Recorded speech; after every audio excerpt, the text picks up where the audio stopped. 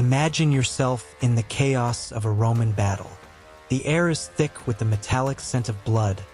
The screams of men tear through the battlefield, and the ground is a carpet of bodies, some motionless, others writhing in agony. Roman warfare was not just about strategy. It was a spectacle of brutality where only the strongest survived. But what about those who didn't die on the battlefield? What happened to the soldiers who returned, marked by irreversible wounds?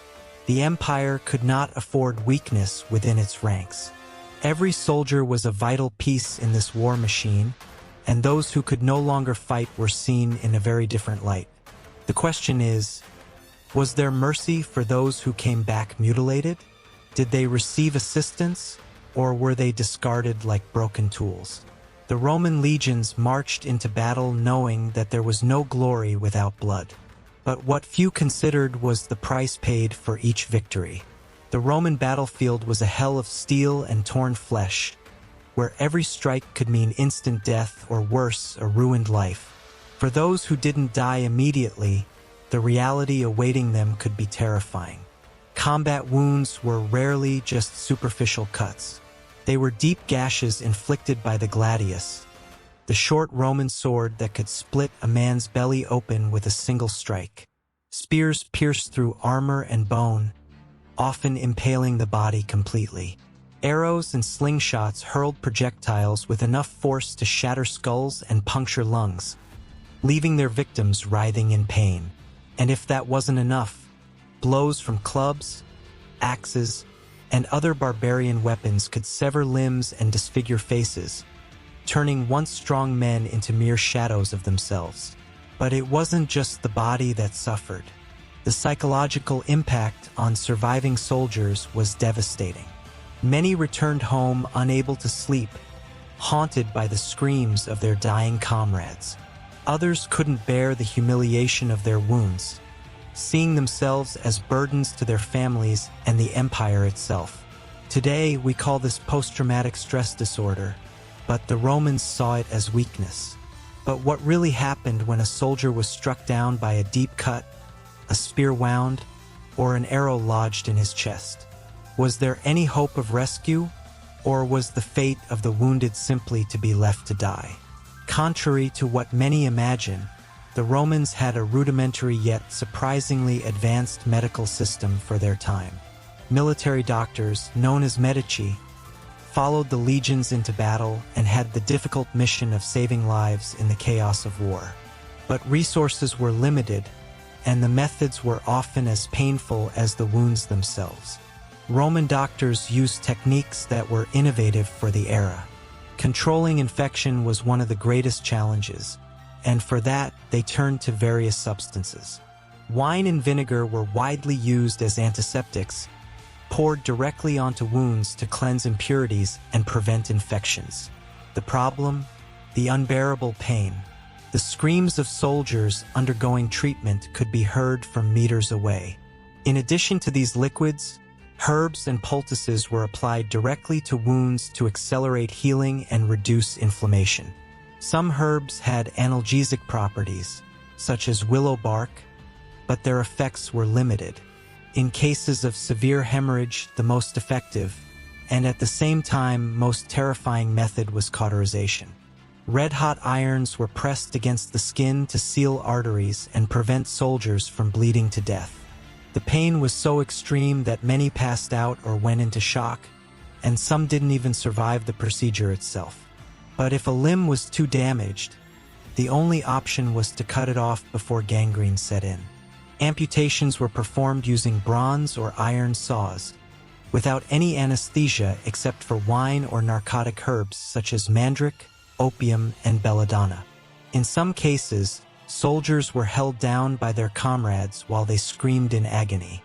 If they survived the shock and infection, they could live, but they would never return to the army.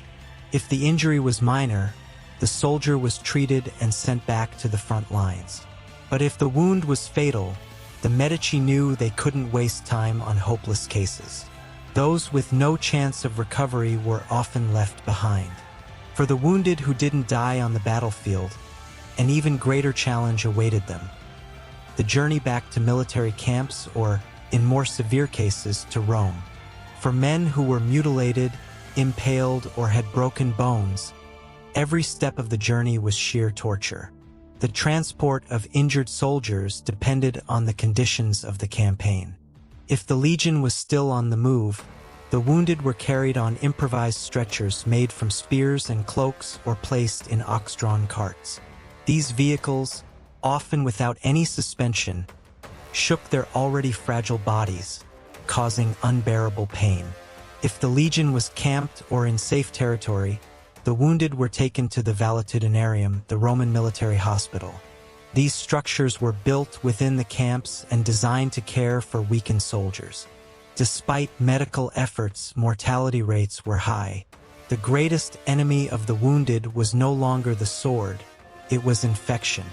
Without knowledge of bacteria, the Romans did what they could, but gangrene often set in, leading to a slow and agonizing death. Moreover, sanitary conditions were far from ideal, and many soldiers succumbed to fevers and widespread infections. For those who managed to recover, the future remained uncertain. Many never returned to the battlefield, as a soldier who was mutilated or severely injured had no place in Rome's war machine. The empire, which relied on the physical strength of its men, had little room for those who could no longer fight. The fate of a wounded veteran depended not only on his bravery in battle, but also on the bureaucratic rules of the army and the goodwill of the emperor and senate. Soldiers who completed the required years of service were granted missio honesta, an honorable discharge. For many, this was the ultimate dream. After 20 to 25 years of service, these veterans could settle down with dignity, receiving land, money, or, if they were auxiliary soldiers who weren't Roman citizens, the ultimate reward, Roman citizenship. This granted an ex-soldier and his family exclusive rights within the empire, serving as a form of compensation for their years in the legions. Additionally, many veterans were resettled in military colonies throughout the provinces, reinforcing Rome's presence and aiding in the defense of these territories. But the fate was very different for those who became disabled before completing their service. These men received a missio causaria, an honorable discharge, but without the same privileges as those who retired after fulfilling their full term of service. There was not always adequate compensation, and many wounded veterans ended up relying on the charity of family or friends. Some were reassigned to administrative roles within the army, working as scribes or military warehouse guards, but this was not guaranteed. Depending on the time period and the mood of the rulers, they could simply be cast aside and forgotten. There was an even worse fate, the missio ignominiosa, the dishonorable discharge. Soldiers who were deemed undisciplined, cowardly, or problematic could be expelled without any right to a pension, land, or benefits. The dishonor was absolute. With no resources, many of these men ended up in manual labor or begging, as the marks of military life made it difficult for them to find better opportunities. The core issue was money. During their military service, soldiers received a regular payment, the stipendium, which ensured their loyalty to the army. But if a soldier was discharged due to disability, financial support from the state could be uncertain. Some continued receiving pensions, but others had to fight to claim their compensation. Many wounded veterans struggled to obtain their benefits and ended up destitute, abandoned to their fate. However, there were periods when the state attempted to support veterans. Emperor Augustus created the Aeraria Militare, a special fund designated to pay pensions to retired soldiers. This fund ensured that, at least in theory, veterans had some financial security. But everything depended on the ruler of the time. Some emperors expanded these benefits, while others ignored them entirely. The Senate also had power over these decisions, but it rarely acted out of altruism. More often than not, support for veterans was used as a political tool to secure the loyalty of the legions. Without money and without prospects, wounded soldiers had to find new ways to survive. Some managed to secure administrative positions, working in military offices or bureaucratic roles within cities. Others used their retirement bonuses to start businesses, becoming merchants or craftsmen. But for those who still had the strength to fight, the path of a mercenary or even a gladiator was a tempting, though dangerous, option. Wounded yet still capable ex-soldiers could be hired as caravan guards or protectors of nobles. The most desperate ended up in the arenas, fighting for their survival in blood-soaked spectacles. For the poorest and those without financial support, the fate was brutal. Without resources and without land, many wounded veterans resorted to begging on the streets, reduced to the status of indigents.